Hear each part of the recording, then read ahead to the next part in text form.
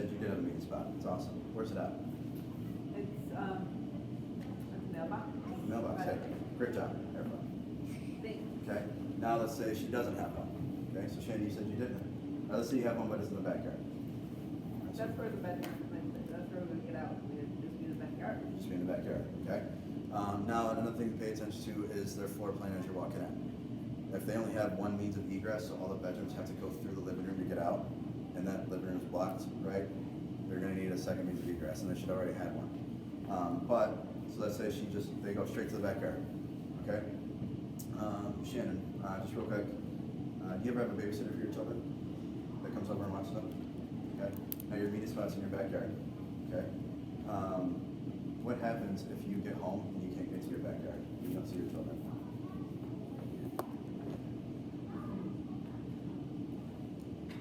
Try to keep my kids.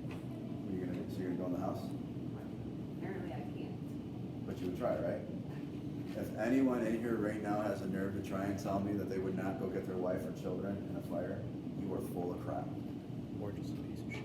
I will tell you that straight to your face. And I've told a gentleman I went and saw. He tried telling me because he had gone through the Boy Scouts and the Boy Scouts taught him not to go into a house that's on fire, that he would leave his wife and his kids. I literally looked straight at his wife and I told her, I was like, you guys can have that discussion later. Because her face immediately went like stone, like, I'm gonna punch you in the face, right? Oh, domestic there when they left it that night. There is absolutely no way any man who has a child or who has a wife and actually loves his wife, that he's not gonna run into that fire. Are they still together, you think? I have no idea. We should probably do some. Hey, we should probably do some follow up. I have no idea. He's paying for their smoke alarm system right now. I know that. So you're directly responsible for dating websites being more popular. That's That's awesome. That's great. So that's You what we're guys there can for, talk about right? that later. You're not there to sugarcoat them or anything like that. You were there to help them. And if sometimes they need a little tough love, then they need a little tough love, right? But Shannon would run in to get her children, okay? Now Shannon, unfortunately, we hear this all the time, right? How do you think your children or your babysitter would feel if they were safe in the backyard, but they come to find out that mom went inside to get them, and she didn't make it out, but you guys were there safe the whole time? Feel pretty bad. Babysitter probably feel terrible, right? PTSD, okay? That babysitter will never forget that moment the rest of her life. Okay? So, Shannon, how important do you think it is that we should change that meeting spot to the front of the house? Absolutely important. So we're gonna go ahead and do that today, right? And then I'm gonna text my babysitter and be like, hey, by the way, I know we didn't talk about it yet, but that meeting's about to be out. Great job, okay? Far too often you'll see it, and you can see it on Facebook nowadays, because everything goes viral, right? There was a picture or a video of a dude, I don't know where the fire was at, he ran past the fire department into his house just to get his dog. Okay? He made it back out, his body was smoking when he got back out. He suffered some burns, a little bit of smoke inhalation, but he got his dog out. So if someone wants to sit here and tell me they're not gonna go get their kids and children, but a dude's gonna go get his dog, they're gonna go back in there, right? Because it doesn't hit you until you're in that moment, right? And I've seen it, right? And as fire departments, we are responsible for that scene, right? So if you don't have cops on scene, your job is control of that fire ground, right? I have watched firefighters tackle family members to prevent them from going inside when they knew their family was inside. Have to, right? So, I went back in mine just to get my wallet keys. what Erica tell you? Huh? What Erica tell you? Oh, when I got back out, they kicked my ass and I would look like I was gonna go back in there. All right. Our wallet's replaceable. It's all right. No. It's off the screw. Your fault. Yeah. Yeah. It might just be on level. No, it was always like that. No, it's obviously. Anyways. Babysitter, but no fire. Okay, good, great. All right. So, media spots, they're extremely important. But not only that, what is the number one killer for firefighters? Going in the home. Going in the home? Because of these two. Overexertion. Overexertion, stress, heart attack, stroke, right? Those are the number one killers. Injuries on a fire scene? Nope. Right? going into a home for people. How shitty is it to hear if a firefighter got hurt on your fire and you guys were out the whole time but he didn't know? Because you're Be pretty shitty. It'd be pretty shitty. Because not only did you just potentially lead him to get super hurt, you don't know what those injuries are going to do to him for the rest of his life. Okay? Quick story. One of my good buddies, you guys met Kenway? Yes, they would. Okay, so we met Kenway. Kenway is a firefighter for the city of Ann Arbor. All right? They went to a call last winter of this guy who lived next door to his ex-wife. He was kind of going off in the loony bin, blah, blah, blah, blah. Long story short, the guy had a kitchen fire because he started cooking and then he went upstairs to take a bath. Okay? Went upstairs, took a bath, fell asleep, right? He ended up dying. But the lady who next door, she was the one who reported it. She had no idea if that guy was home, right? Said, hey, he might be there, he might not be there. Well, firefighters are going to take that risk no matter what, right? How fast do fires burn? Right, fast. Okay, you have 3 minutes, right? Went upstairs, ended up finding the guy, but it had taken so long. Firefighters will risk their lives no matter what. That's what you guys understand. But it became a learning point for the city of Ann Arbor. So now they've adjusted the procedures and how they do things. But this didn't need to happen. The firefighter ended up falling through the second story, broke his tib fib, dislocated his pelvis, tore pretty much everything on this whole side of his body. He will never be a firefighter again. Right? But it's just one of those simple things. Okay.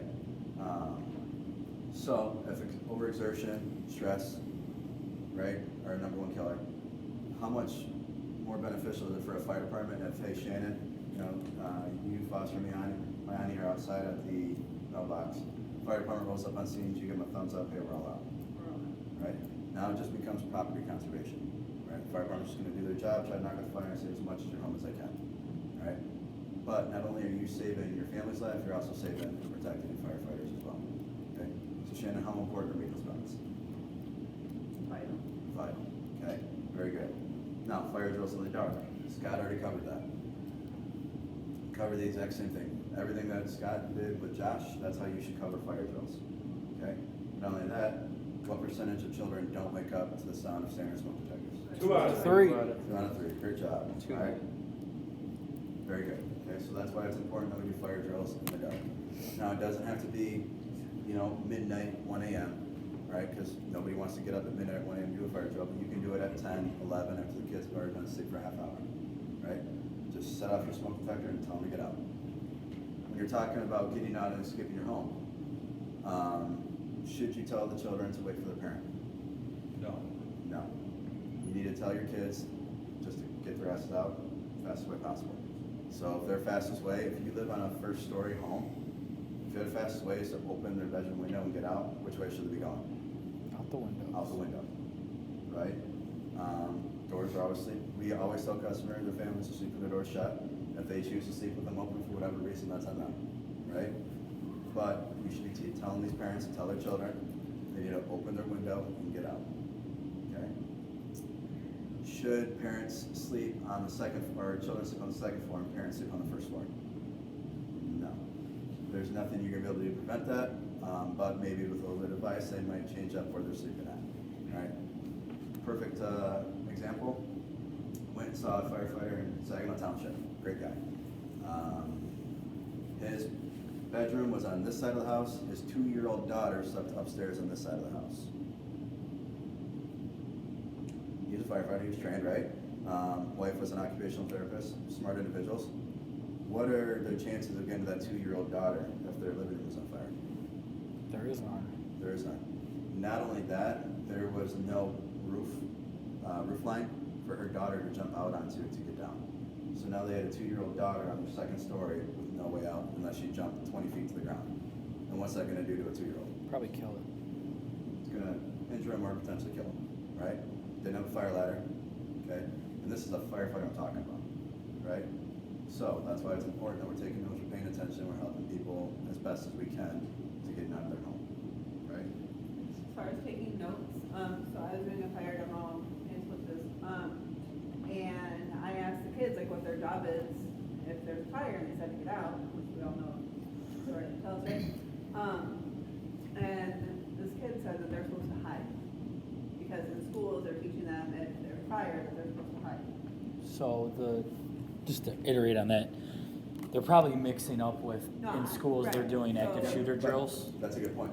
So, yeah, so we kind of like got in, like talking a little bit about that. Yeah, during active shooter drills, they're supposed to hide. Right. So children aren't, if there's no fire at home, then parents don't know what their children are being taught, and they're mixing that up. So I just feel like when we go out there, that we need to really make sure that parents know that their kids are being taught to hide from a fire, because their only job is to get out, right? I'm glad you brought that up.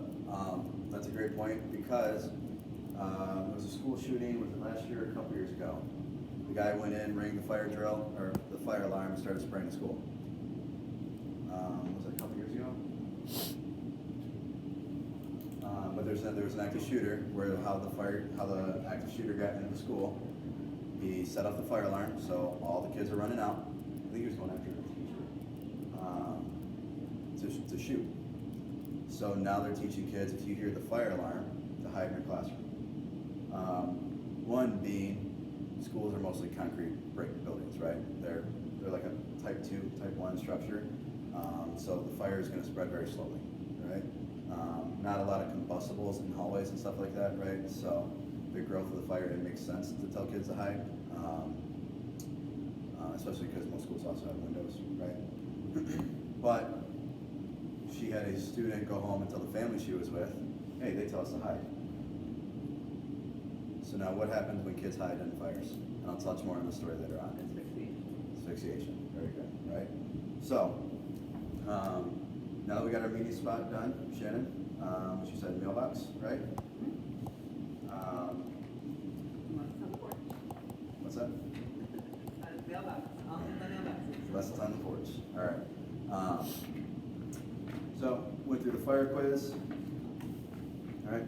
Covered the meeting spot, we know why fire drills are important, we know why we should do everything with our smoke detectors and practice fire drills, right? So Shannon, I got a quick favor for you, all right? I'm gonna hand you this, with this, all right?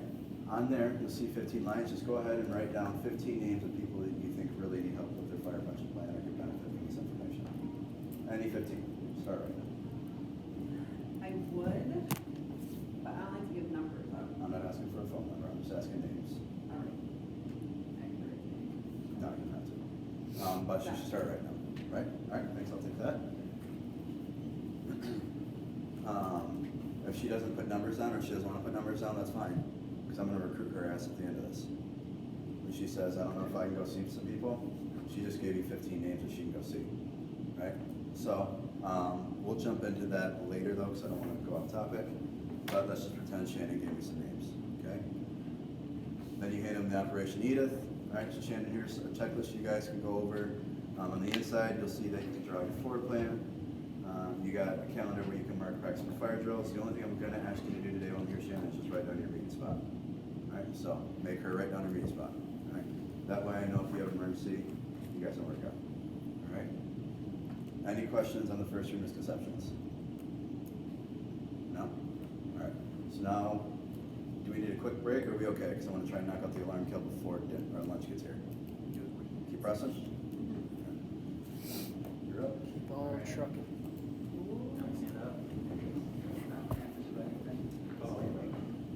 You should absolutely do it the way that you put it on. Right. People come up and do it.